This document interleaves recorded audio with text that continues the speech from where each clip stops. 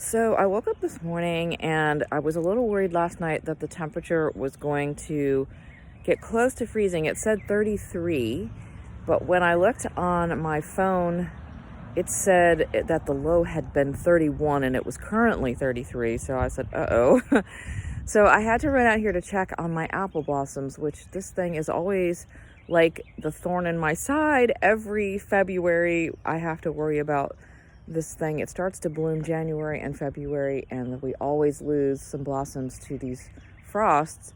So a trick that I learned from reading my kids' books when they were younger, the Laura Ingalls books, is that if you spray your flowers or crops with water before the sun hits them, then it saves them. So I don't know if that's actually true, but I did look it up at the time, and people said it was true, and it seems to have worked for me. So I ran out here this morning, threw on my heavy coat, and just sprayed. So I'll show you the tree. So it had started blooming a few weeks ago, even when we got that ice and snow, and since then the leaves have started to come out. So I know that it's very vulnerable to the cold temperatures. The bees have been all over it. It's not totally all in bloom, but it has a lot of blossoms on it all over. So I dragged my hose out here and hoped it wasn't frozen, and went ahead and sprayed the whole thing off just as a precaution. You can see here some of the flowers are out and some are still cracking and budding. Some are already kind of done, and some are ones that got hit when we had like 21 degrees, and I'm sure we lost some. Every year we say the same thing. If we get a mild winter, we get a ton of apples, and several times we've gotten hit with late frost and really only gotten a few, because it will put out blossoms later in the summer. We get like a bumper crop, and it will like start flowering again like in July, probably when normal trees flower. But this one flowers in January and February, and if you live in a temperate climate like we do, we're in 8B/9A, you know, it can be warm. Now it hasn't really been very warm, but it still is coming out here, and we had a few warm days, so it just started to bloom. And yeah, this is like the only thing. I can't really cover it anymore. It's just too big, and I can't bring it in. So I have to rely on some methods to try to keep it safe as I can. Sometimes I just can't, but I believe that this might be our last, this is my hope, last frost. I could be wrong, but the next few weeks look really nice. We could get another cold day in March, but usually our cold snap, the coldest weather, ends February 15th. Today is Valentine's Day, the 14th. Happy Valentine's Day. And so I am just very hopeful that I got to this tree in time and that it was okay. Now, interestingly, I'm gonna walk here because I actually did some things, and I don't think I showed you guys, though. Right now it's like really cold out here, but since I'm already out here, I'm just going to, I did plant a couple rows in my vegetable garden. I still have the rest to kind of weed and take care of, but there's a row of snow peas. There's a row of, what does that say? Some lettuce. I got lettuce, 2 lettuces. These are the 2 lettuces. I planted romaine and butter crunch, and this is spinach. And then along the back, because I have that little fence, I have some snow peas, and then I bought some kale seeds that I need to put, that I was going to put down this weekend. And then when I uncovered all of the weeds, I saw that we had some parsley that self-sowed, because I had parsley out here and the parsley bit the dust, but these babies remained, and I love parsley, and so it does reseed itself pretty easily if you kind of let it go. And so these have been kind of underneath the pine needles there, and once these things germinate, I will cover them back up again, because those pine needles really helped keep the weeds down. Normally this time of year, this entire thing is filled with weeds. These are also some strawberries that I pulled out from my front walkway that I just kind of put down in here. You can see there is like some light frost on these strawberries. I'm just like, they're white. Some of them are kind of white right there. And if I rub it, it kind of melts. So there's a light frost out here. And interestingly, my house thermometer, when I looked, it said the low was 36 and that it's 39 right now. I'm like, that's impossible, because I can look on my roof and see that there's like a light frost way up there on the roof, which we rarely get. So I did plant my bulbs out here. I kind of pulled everything out of this little walkway bed here, and I did plant some tulip bulbs and some hyacinth bulbs. I have a feeling that I killed this camellia that I tried to move, or that I did move out of our woods a couple weeks ago, and I don't know if I just didn't get enough roots or what happened, but it just keeps getting crispier and crispier. So I'm afraid that I might have killed that, unfortunately. I also planted some tulips along here, along our fence. We have put this little fence in last summer.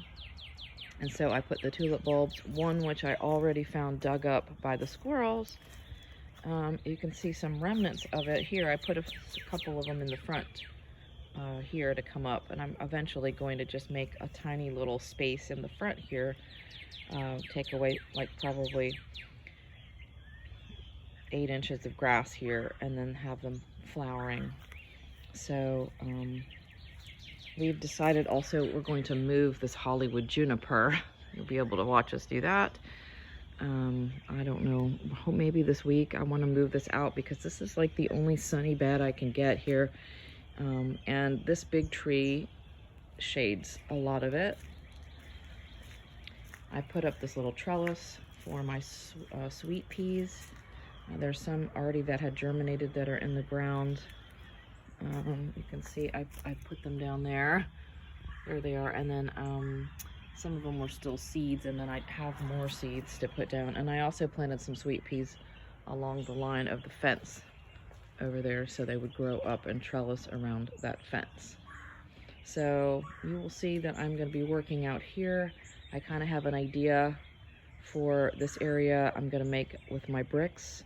I found some more in the back. I'm going to make like a big cross out here and clean this bed up and just plant some herbs, what I wanted, and kind of got to get all these weeds out. And I really want to move these bushes out and start over.